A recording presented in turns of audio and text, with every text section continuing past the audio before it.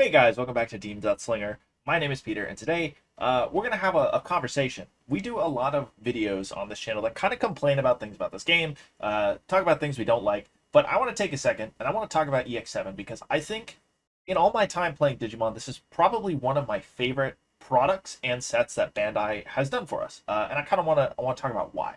So you can see I have a bunch of tabs open.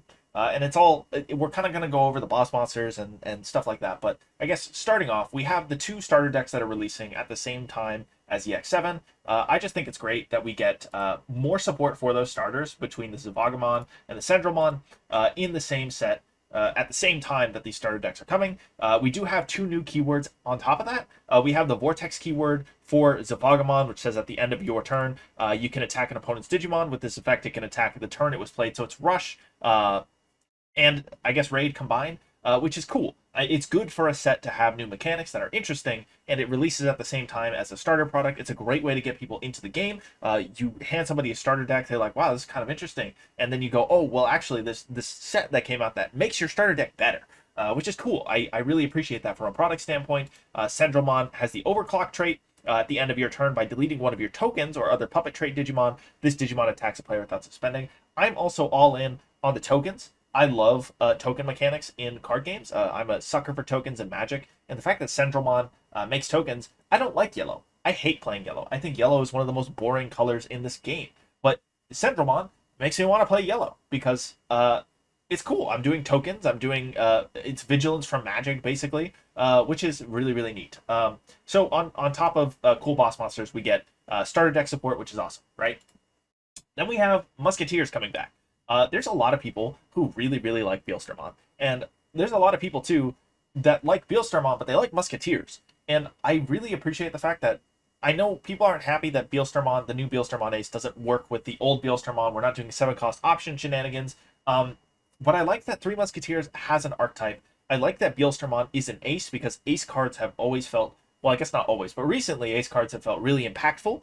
You tend to kind of know what decks are going to be really strong by the aces they have access to and how strong those aces are. And I just think that making Beelstarmon an ace that is pretty good is just a great move. Granted, it's $15 right now. I'm sure it'll go down. But you know, every really popular set it's got the waifu tax, right? And so Beelstarmon is our waifu kind of. And I just think, you know, 3 Musketeers having an archetype is cool. I really like that we took options underneath the cards to do things. That's interesting. So we have 2 new mechanics, and now we have this shuffling options underneath our Digimon to do things. That's really cool too. So 3 cool new mechanics in one set. Wow. How could it get any better? How about releasing extra support for an archetype that you've just created in the same set? Normally, a lot of the time, I guess I shouldn't say normally, but a lot of the time we get a new boss monster, like we got the EX6 Lilithmon, and then we have to wait to get the X-antibody, the rest of the package, and you're stuck kind of, you grab the cards and you wait 2 months, and now you can play the deck because the full power's out. We got the X-antibody out just right off bat. That's fantastic. I know it's a secret rare. I know it's going to be expensive, but you know the double waifu is there in the box. That's great. And you're going to be able to play this deck at full power basically right out of the box. You get your playset of all the relevant cards. You fill in a couple missing pieces here and there, and you have a full functioning deck, which is awesome. And it's good for a deck with a really interesting mechanic to just be ready to go basically out of the box, assuming you get enough cards. Then we've got Heavy Metal Dramon.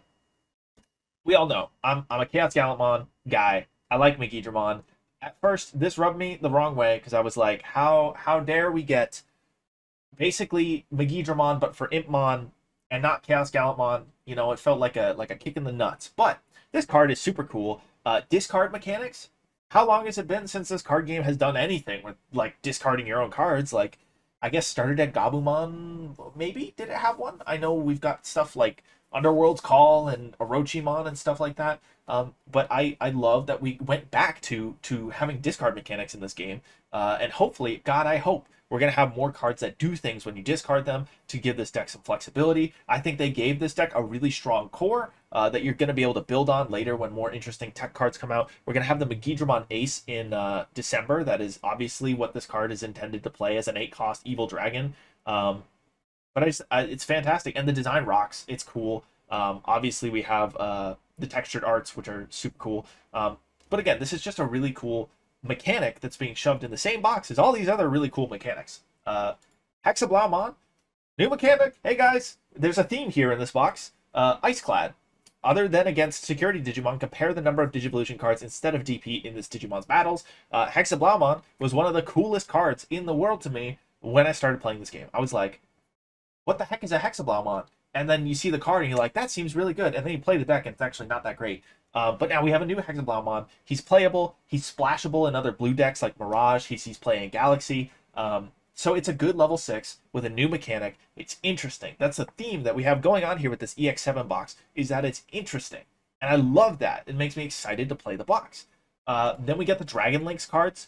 They're not particularly interesting. I do really enjoy, though, that these two play other dragons out when they would leave the battle area, because it's going to give you your on plays and your when attacking effects more frequently.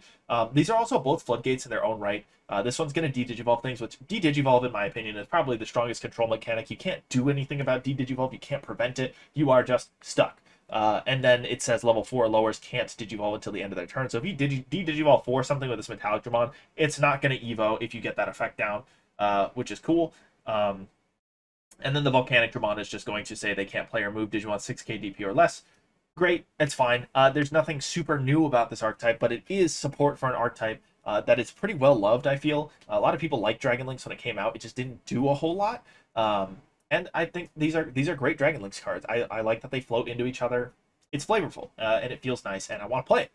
I'm not going to pronounce that. The Funny Nature Spirits deck. This is maybe the only deck in the box I'm not really excited to play. But I know that there are people who like Nature Spirits, and I think that it's really awesome that they're acknowledging that Nature Spirits exist. And we get this interesting DNA card that's going to let you do stuff with Nature Spirits. We have the Saber Leomon Blastace, which not only is a Nature Spirits card, but it's a Leomon. Like, you could put it in a Leomon tribal deck. It's finally a Blastace that feels really usable in Leomon. So great box design, great product design.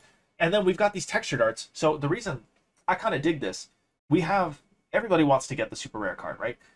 It's an EX set. You're going to have 3 slots for alt arts and super rares.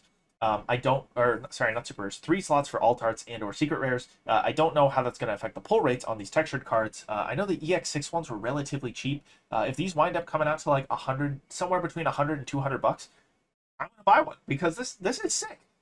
These textured arts are always super cool, and it's just we just went over how many awesome, interesting boss monsters there are with cool new mechanics. I actually want to play almost every deck in this box except for the Funny Nature Spirits one, and I love that this is happening in an EX set where you're going to get 3 secret rares, 3 alt arts. It's just going to give you more goodies when you buy a box. That kind of incentivizes me to actually want to buy a box for once. I had a video where I talked about the prices of boxes and how I felt like it wasn't worth it. And this just feels like a 180 about that. I'm all about this. Give me all the boss monsters. Let me play all the decks. I want all these altars because they look cool. And speaking about extra goodies in our boxes, we've got these foil commons and uncommons. This is awesome, man. Like, if I'm going to be running decks that have to have commons and uncommons, I mean, how many of us bling our decks? I mean, I'm not the only one who's guilty of blinging a deck. I hate when I bling a deck and there's that one card that you can't get in any printing other than white border common. Guess what? This is going in like all of my purple decks. Black Automon, but now it's foil, and it's a purple foil, and it looks better than just a regular foil, and I dig it. I'm so down for it. I don't know what the pull rates are on these, but I'm probably going to buy way too many of them.